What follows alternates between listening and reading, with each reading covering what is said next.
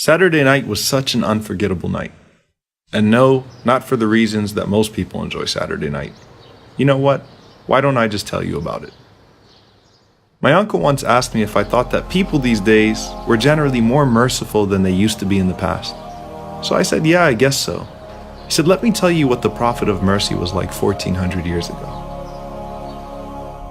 There are many stories and sayings that reflect the unprecedented mercy of the Prophet, peace be upon him. And it wasn't even limited to the human race. A woman will enter hellfire, he said, because she imprisoned a cat without feeding it or even allowing it to fetch its own food, which eventually resulted in its death. Whereas another woman will go to paradise because she used her shoe to fetch water from a well for a thirsty dog.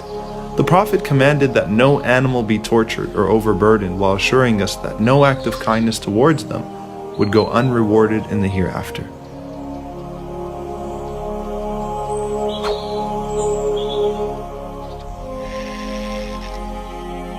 If even animals are to be shown this mercy, then what about humanity?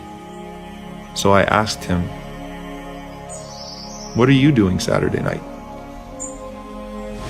The Prophet's mercy was boundless, and no soul felt neglected by it. He especially showed love to the orphans who were deprived of the mercy of a parent, because he knew exactly what that felt like. Even on the day of Eid, when he saw a lonely orphan, he didn't hesitate to say, how would you like that Muhammad be your father, Aisha your mother, and Fatima your sister? As for us, I and the guardian of the orphan are like these two fingers in paradise.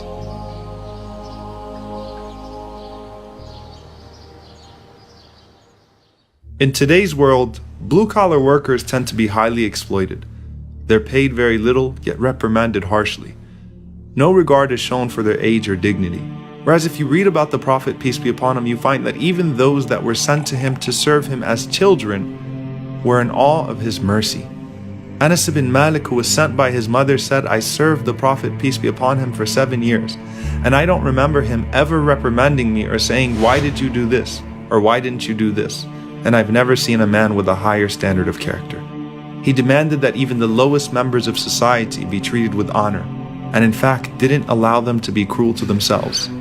As Zahir says, when I belittled myself by saying even if I was a slave, no one would want me, the Prophet smiled at me and said, but you are priceless in the sight of God. So I asked him, what are you doing Saturday night? From the mercy that Anas said he witnessed from the Prophet was his mercy to a poor man who came and pulled the Prophet's garment so violently that he was suffocating him, and left marks on his neck demanding, give me from what Allah gave you. So the Prophet smiled and gave him the garment and more. So if this is how he was with a man with bad manners, then what about the one who sits quietly waiting for help or asks politely? So I asked him, what are you doing Saturday night? So about Saturday night. You know, Saturday night's a pretty cool night for young people. Some go out to the movies, some go out to eat, some just hang out with friends, some do some not so halal things. But for me, I decided that this Saturday night would be different. My neighbor called me and told me that he was going out to eat with some friends from work, and it would be great if I could join, but I respectfully declined, saying I already made plans. It was a magical night for them, and for me as well. We talked about our families, told jokes to each other, talked a little sports, and just had a blast. I actually really enjoyed dinner, and the company even more, and was reminded of the Prophet's words when he said, the worst food is the food served at a gathering to which the rich are invited, whereas the poor are left out.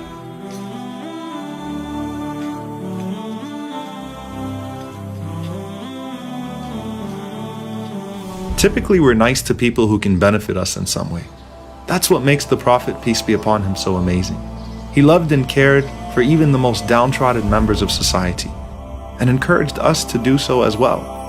وَمَا أَرْسَلْنَاكَ إِلَّا رَحْمَةً لِلْعَالَمِينَ.